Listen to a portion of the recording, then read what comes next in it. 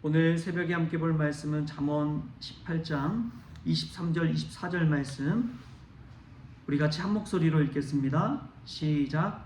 가난한 자는 간절한 말로 구하여도 부자는 엄한 말로 대답하느니라. 많은 친구를 얻는 자는 해를 당하게 되거니와 어떤 친구는 형제보다 친밀하니라. 아멘. 할렐루야. 오늘 말씀 가운데 주신 하나님의 귀한 은혜가 저와 여러분의 있기를 소망합니다. 오늘 잠언 말씀을 통해서 세상에 가치 있게 여길 수 있는 것들과 또 하나님께서 귀하게 보시는 것의 차이를 깨닫게 됩니다. 오늘 말씀 속에서 보면 23절에 가난한 자는 간절한 말로 구하여도 부자는 엄한 말로 대답하느니라 라고 이야기하고 있습니다. 여러분, 누구나 부자가 되기를 원하지요. 누구나 성공하기를 원하지요. 누구나 풍족한 삶을 누리기를 원합니다. 그런데 오늘 잠언 말씀에서 분명히 경계해야 될 것이 있다고 이야기합니다. 우리가 부자가 되고 부유한 자가 되었을 때 엄한 말로, 당당한 말로, 엄격한 말로 이야기하게 되는 것, 그것을 경계해야 된다고 이야기합니다. 그 말인즉슨 사람이 없을 때와 있을 때가 얼마나 달라집니까? 삶의 태도도 그렇고 말하는 자세도 달라집니다. 그러니까 부자가 됐을 때 오만해질 수가 있다는 것이죠. 자기 자신의 능력으로 되는 것처럼 착각하는 경우가 많이 있다고 합니다. 그렇기 때문에 부자가 됐을 때 자신이 어떻게 부자가 되었는지를 깨닫고 겸손하게 신앙생활을 해야 된다는 것이죠. 가난한 자를 본다면, 여러분, 가난한 자가 어떤 부탁을 할 때 늘 간절한 말로 부탁하잖아요. 이번 한 번만 도와달라고. 그러나 가진 자는 엄한 말로 상대방을 대하기 마련입니다. 하나님은 우리에게 사람을 대할 때 그 사람의 행색이나 외모로 대하지 아니하고 그 사람이 하나님의 형상으로 지음받은 것을 늘 바라보라고 이야기합니다. 그런 눈으로 바라보는 것이 교회가 되어야 되지요. 믿음의 크리스천이 되어야 될 줄 믿습니다. 밥 먹을 때도 보면은 끼리끼리 먹는다고 그러잖아요. 교회 안에서도 사귀는 이들의 모습을 보면 또 그 안에서 가진 자와 없는 자가 또 나눠지는 것을 볼 때 얼마나 안타까운지요.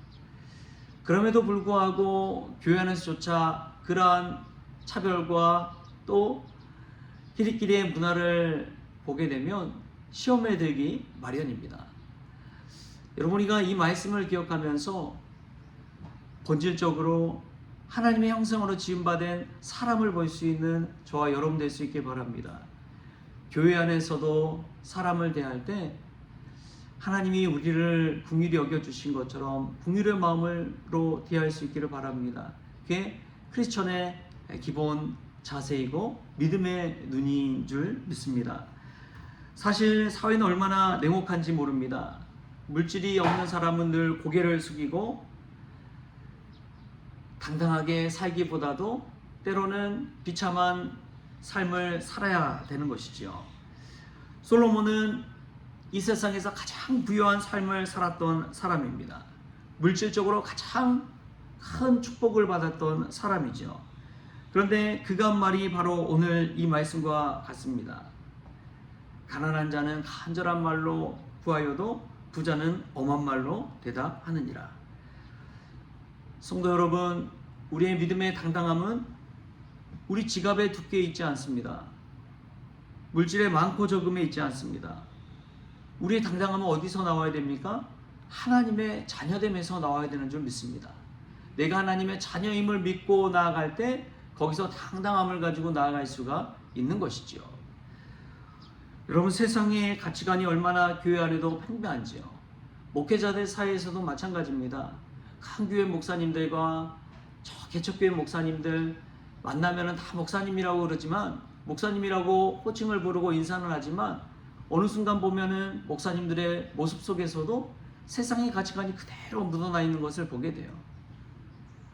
큰 교회 목사님 오면은 다들 가서 인사하고 반갑게 이야기하지만 작은 개척교회 목사님 오면은 그냥 거칠애처럼 인사하는 경우가 은근히 보여집니다. 얼마나 안타까운 일인지요. 하나님을 믿는다고 하면서도 우리의 모습 속에서도 은근히 그런 모습이 있지 않습니까?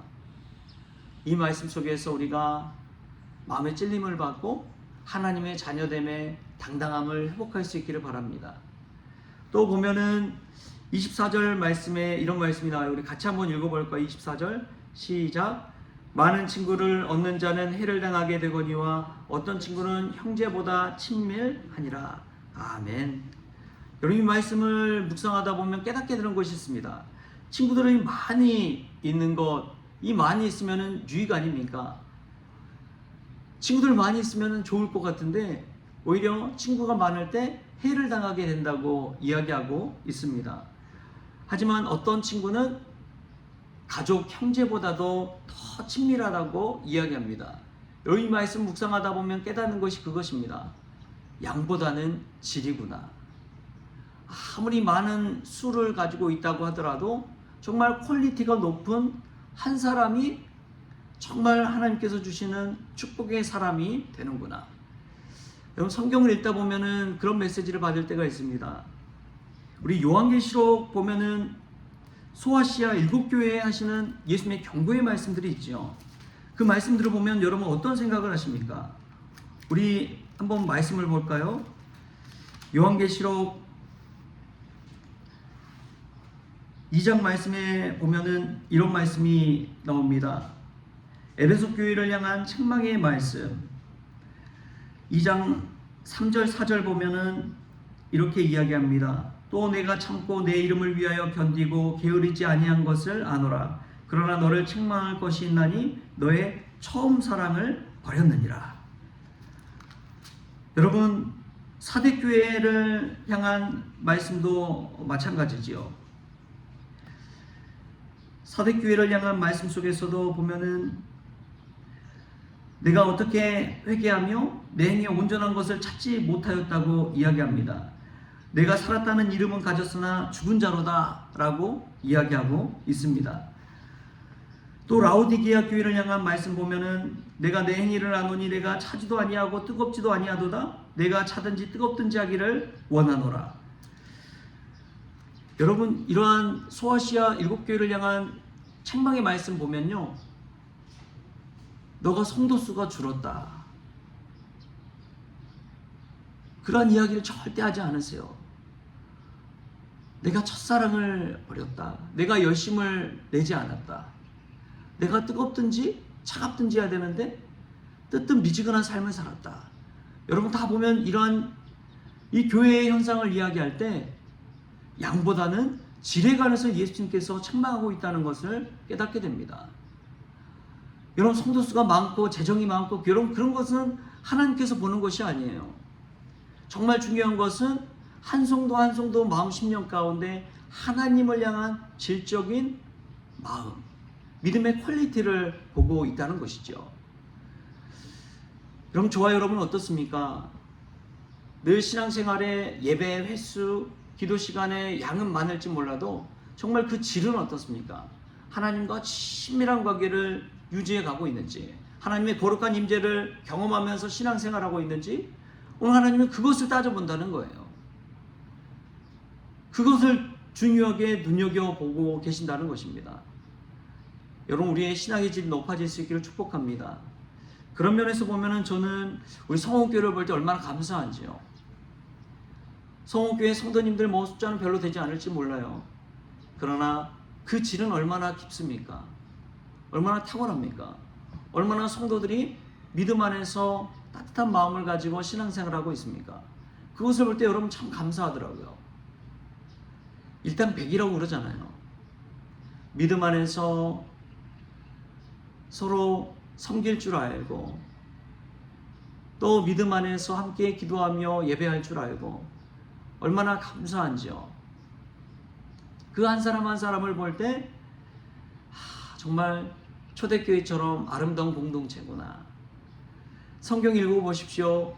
문제없는 교회가 있었나요? 고린도 교회도 마찬가지고 갈라디아 교회도 마찬가지고, 사도 바울이 늘 이야기하는 그 초대교회들을 보면 다 문제투성이었습니다. 서로 싸우고 우상 숭배하고 당파 싸움하고 또 가난한 자 부한 자 나눠지고 히브리파 헬라파 과부들 이 구제하는 것 가지고 갈등이 일어나고, 여러분 그런 면에서 보면은 저희 교회의 믿음의 퀄리티가 얼마나 높은지요. 누구 하나 모난 사람이 없잖아요. 사랑하는 성도 여러분, 아무리 많은 친구가 있다고 해도 좋은 것이 아닙니다. 살다 보면 깨닫는 것이 있잖아요. 정말 속마음을 나눌 수 있는 믿음의 친구 한두 사람만 있어도 정말 큰 축복이구나, 하나님의 은혜구나. 여러분, 양을 따지지 마십시오. 믿음의 질을 높이십시오. 하나님은 우리에게 양보다도 질을 따지고 또 그러한 퀄리티를 더 중요하게 여긴다는 사실을 기억하십시오. 수천 명, 수만 명이 모이더라도 정말 깨어있는 믿음의 사람 한 사람을 눈여겨보신다는 사실을 기억하십시오. 그런 면에서 우리가 십자가를 바라보면서 믿음 안에 정말 하나님 바라볼 줄 아는 그러한 성도가 될 수 있기를 축복합니다. 저도 마찬가지고 여러분도 마찬가지예요. 하나님의 시선으로 보느냐 아느냐 그 차이입니다.